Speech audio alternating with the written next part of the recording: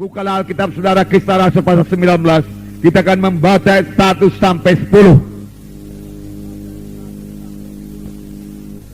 Di sini dikatakan, saudaraku, dalam tempo 2 tahun semua penduduk Asia mendengarkan firman Tuhan.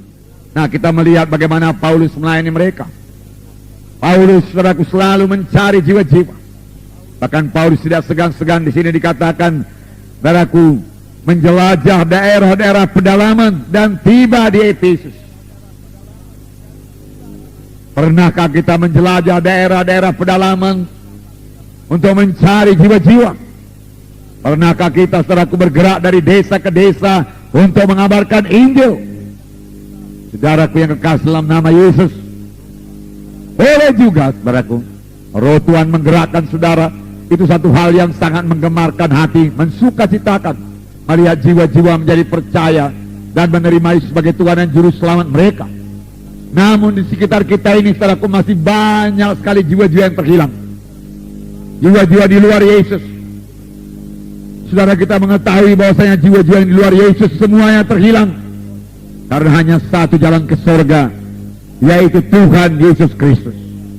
Paulus sampai di Efesus dan dia bertemu dengan 12 orang murid. Dengan bersemangat Paulus melayani, walaupun hanya 12 orang murid saja.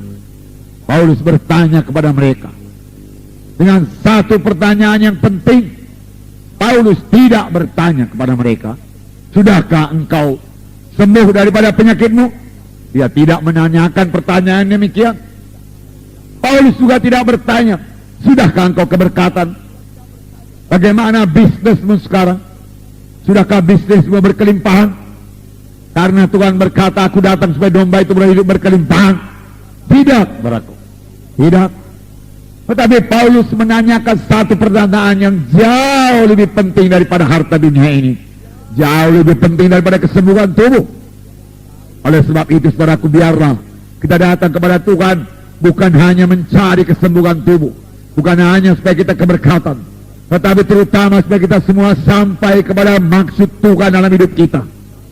Karena di dalam Yesus kita ini semua harus bertumbuh. Di dalam Tuhan ini semua kita ini harus berubah. Firman Tuhan tadi berkata, perkara lama lenyap, perkara baru timbul. Oleh sebab itu Paulus menanyakan satu pertanyaan yang amat penting. Sudahkah kamu menerima Roh Kudus tatkala kamu percaya? Jadi Paulus tahu mereka sudah percaya. Paulus mengakui mereka sudah selamat. Tetapi Paulus belum tahu dengan pasti apakah mereka sudah dibaptis dengan Roh Kudus atau tidak. Baptisan Roh Kudus sangat penting. Waktu murid-murid mau berangkat menginjil, Tuhan Yesus berkata kepada murid-murid, tunggulah di Yerusalem sampai kamu dilengkapi dengan kuasa dari Maha Tinggi. Karena Yohanes membaptis kamu dengan air, tapi tidak lama lagi kamu akan dibaptis dengan Roh Kudus. Tuhan Yesus sendiri menyuruh murid-murid menunggu Roh Kudus. Itu sebabnya Paulus bertanya, sudahkah kamu menerima Roh Kudus tatkala kamu percaya? Dan jawaban mereka mengherankan Paulus. Mereka berkata, kami belum pernah dengar kalau ada Roh Kudus. Heran juga. Saudaraku, dalam perjanjian lama banyak diceritakan mengenai Roh Kudus. Buku Joel mengatakan, pada akhir zaman aku akan mencurahkan Rohku kepada segala manusia. Dan mereka itu akan bernubuat. Teruna-teruna akan mimpi berbagai-bagai mimpi. Tua-tuamu melihat penglihatan-penglihatan. Dan ke atas hambaku laki-laki dan perempuan aku akan mencurahkan Rohku pada masa itu. Ini ditulis, saudaraku, oleh Nabi Joel kira-kira 700 tahun sebelum Yesus datang. Nah, saudaraku yang kasih dalam nama Yesus, bahkan Yohanes Pembaptis sendiri berkata, saudaraku, aku membaptis kamu dengan air, tapi kemudian datang seorang, aku tidak berlayak membuka tali kasutnya. Dialah akan membaptiskan kamu dengan Roh Kudus dan api. Dan semua kita mengerti bahwasanya Yohanes Pembaptis, saudaraku, melayani dengan urapan Roh Kudus, melayani dengan kuasa Roh Kudus. Saudara, dia tidak punya gereja, dia hanya di tepi sungai Jordan. Dan berita singkat, berkuasa, bertobatlah kamu karena kerajaan sorga sudah dekat. Dan firman Tuhan berkata seluruh isi Yerusalem keluar. Sepanjang sungai Jordan mereka datang ke sungai Jordan untuk dibaptis.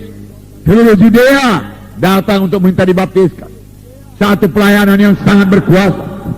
Roh Kudus memenuhkan dia, Roh Kudus menggerakkan jiwa-jiwa. Dan sambil mengaku dosanya mereka dibaptis sungai Jordan. Termasuk Tuhan Yesus yang datang kepada Yohanes Pembaptis. Dan Yohanes Pembaptis berkata, bagaimana ini Tuhan? Masakan engkau datang kepada aku supaya aku baptis? Yohanes berkata, biarlah demikian supaya kita menggenapi semua kehendak Allah. Dan Yohanes Pembaptis patuh. Dan dia membaptiskan Yesus. Dan Roh Kudus turun kepada Yesus berlembaga sebagai seekor merpati. Allah Bapa bicara, inilah anak yang aku kasih, kepadanya aku berkenan.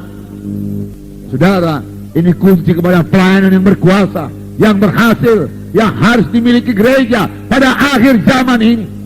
Saudara mau dipakai Tuhan, saudara mau diurapi Tuhan, intimlah dengan Roh Kudus, penuh dengan Roh Kudus, dengan suara Roh Kudus, bergaul dengan Roh Kudus, mematuhi Roh Kudus, maka pelayanan saudara berkuasa, saudara berbuah lebat di hadapan Tuhan. Haleluya.